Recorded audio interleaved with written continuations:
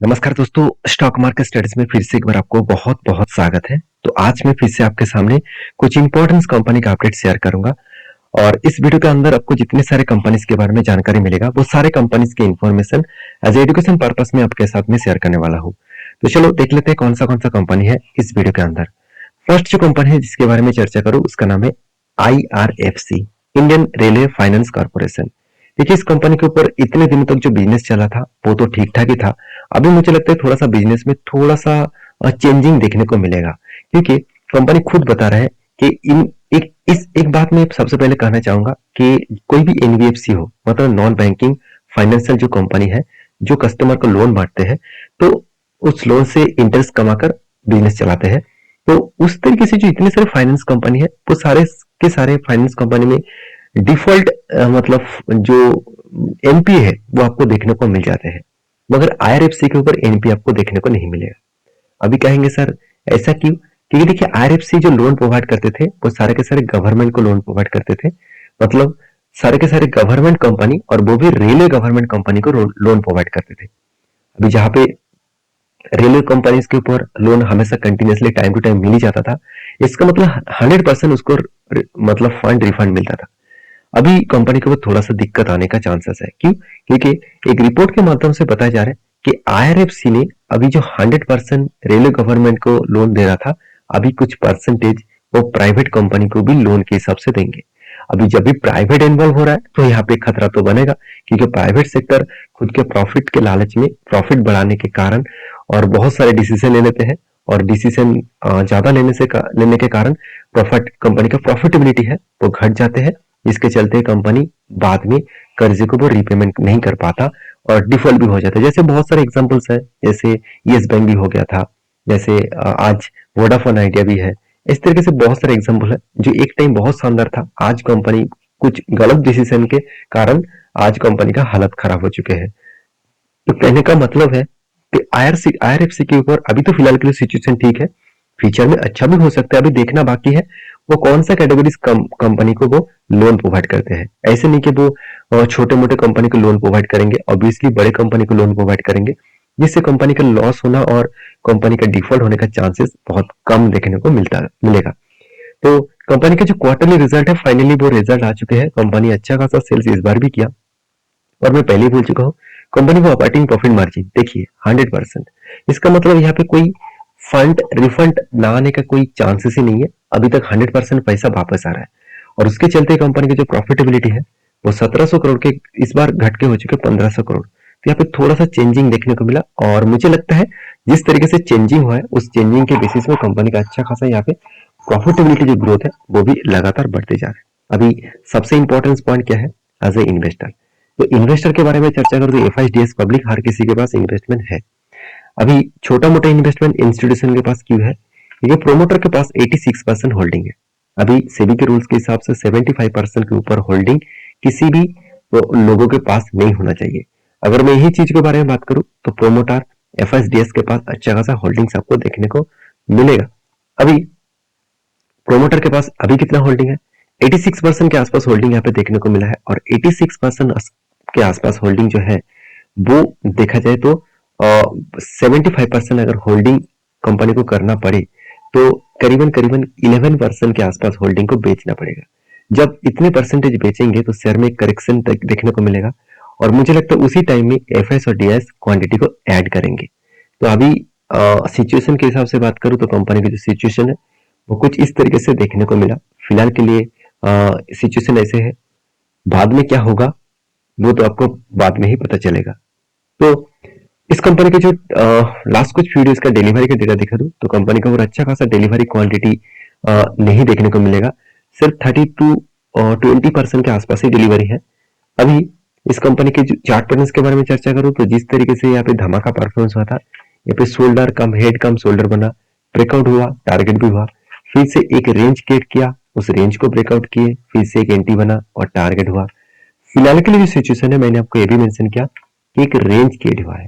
इस रेंज के ऊपर ब्रेकआउट तो हुआ, मतलब तो स्ट्रांगली ब्रेकआउट नहीं है, मगर देखिए जब भी नीचे आए और यहाँ पे एक हैमर जैसे कैंडल क्रिएट किया और कोई भी सपोर्ट रेंज के आसपास अगर हैमर जैसे कैंडल क्रिएट हुआ तो सोचना यहाँ से वो रिवर्सल करने का चांसेस है।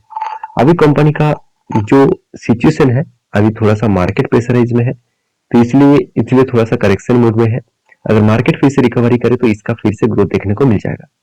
नेक्स्ट जो कंपनी जिसके बारे में मैं चर्चा करूं उसका नाम है Ujjivan small finance bank.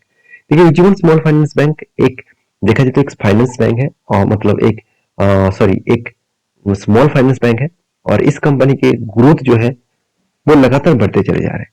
22 rupees से कंपनी 60 तक आ गया। इसका मतलब almost company 3 times profit generate करके दिया हर किसी व्यक्ति को। तो अभी कंपनी की जो सिचुएशन है वो क्या है, कंपनी के आरओसी आरओई में आरओई आपको बेस्ट दिखेगा। देखिए बैंकिंग सेक्टर में आपको हमेशा आरओई देखना है, रिटर्न ऑफ एसेट देखना है, सॉरी रिटर्न ऑफ इक्विटी देखना है, रिटर्न ऑफ कैपिटल एम्प्लॉयड नहीं देखना है।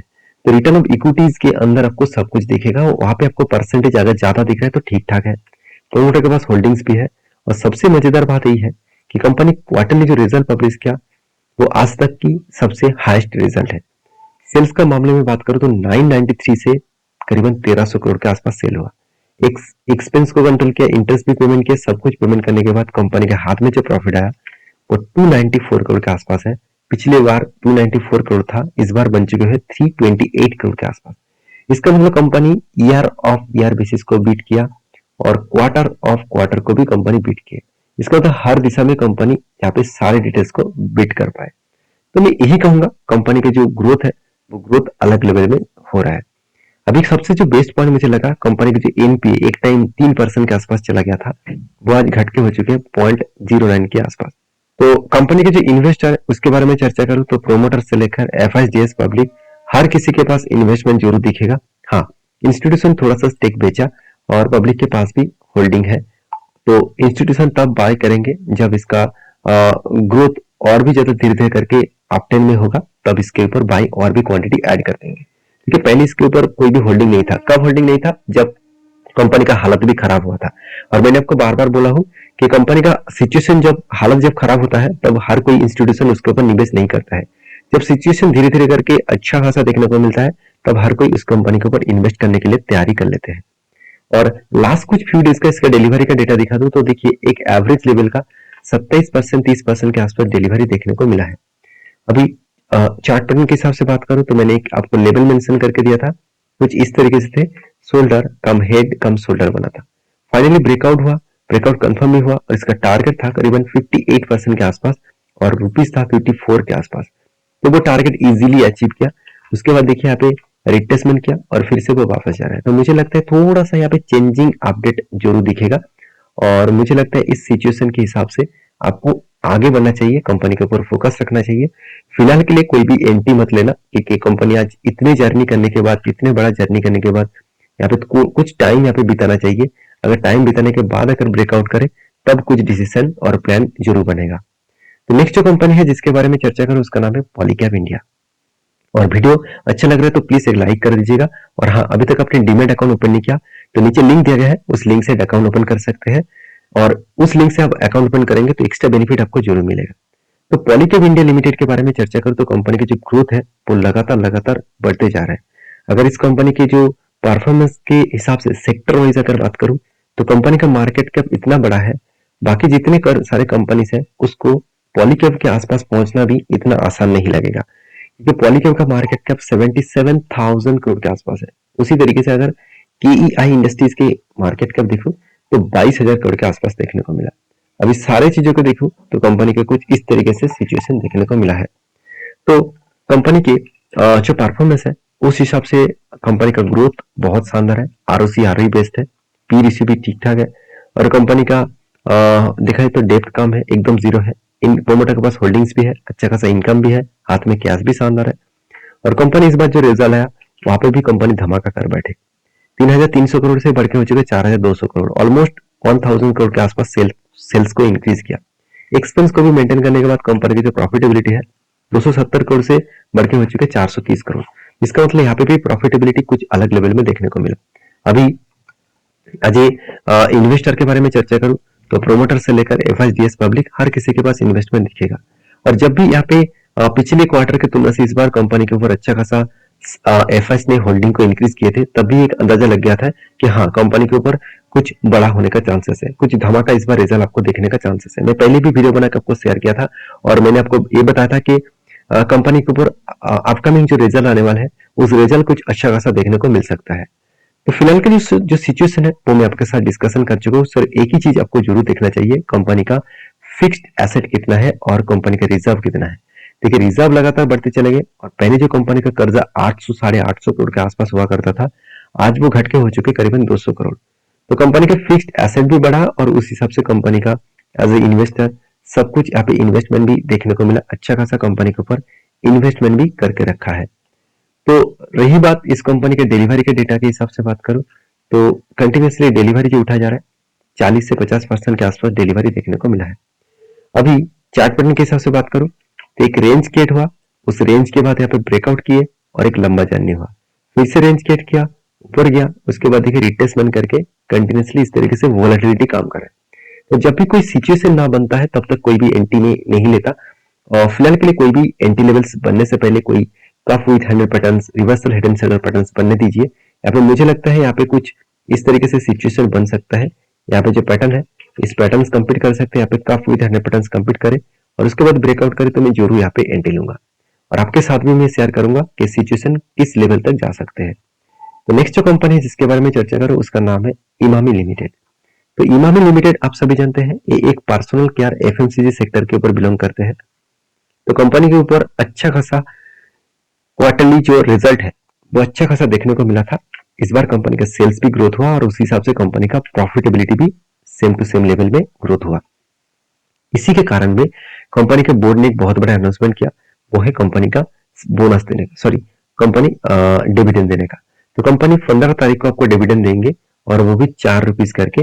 तो इस 4 रुपीज के हिसाब से आपको डिविडेंड पाना है तो कंपनी के ऊपर फोकस रखिए, कंपनी को स्टडी करिए, उसके बाद काम करिए। तो फिलहाल के लिए जो कंपनी की सिचुएशन है आप देखेंगे तो यहाँ पे कुछ इस तरीके से सिचुएशन बना, कंपनी के ऊपर पिक एक हेड तो बन चुके हैं, अभी इंतजार कर रहा हो कोई शोल्डर बनने का, सॉरी कप तो बन चुके हैं, अभी कोई हैंडल क्रिएट हो गया तो यहाँ पे कंफर्मेशन मिल जाएगा और एक अच्छा खासा ट्रेड बन सकते हैं। तो फिलहाल के लिए मैं इसके ऊपर इंतजार कर रहा हूँ, जब भी मौका मिलेगा तो मैं जरूर यहाँ पे एंट्री लेने वाला हूँ। तो आपकी क्या राय है इस कंपनी के ऊपर जरूर कमेंट्स करना और वीडियो अच्छा लगे तो प्लीज लाइक करना, दोस्तों के साथ भी शेयर करना। मिलते नेक्स्ट वीडियो में, तब तक के लिए अच्छे से रहिए, अपने ख्याल रखिए, धन्यवाद।